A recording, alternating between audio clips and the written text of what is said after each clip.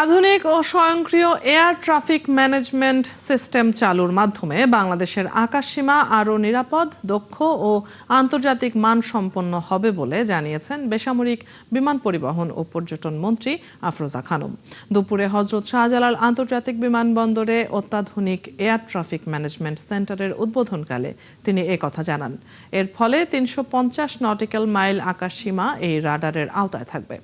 এ সময় মন্ত্রী বলেন, বিমানবন্দরকে একটি বৈশ্বিক এভিয়েশন হাবে রূপান্তরের কাজ এগিয়ে যাচ্ছে।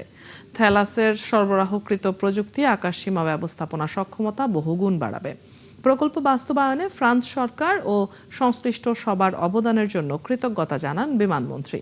এ সময় উপস্থিত ছিলেন বাংলাদেশে নিযুক্ত ফ্রান্সের রাষ্ট্রদূত জিন মার্ক সেরেসার্লে, বেসামরিক বিমান পরিবহন ও পর্যটন মন্ত্রণালয়ের উচ্চপদস্থ কর্মকর্তা, বেবিচক ও বিভিন্ন স্তরের কর্মকর্তারা।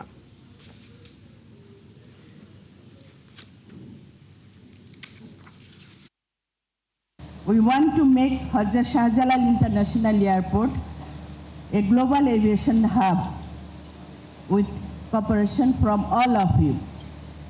I am confident that Bangladesh will continue to move forward on the desired path of development.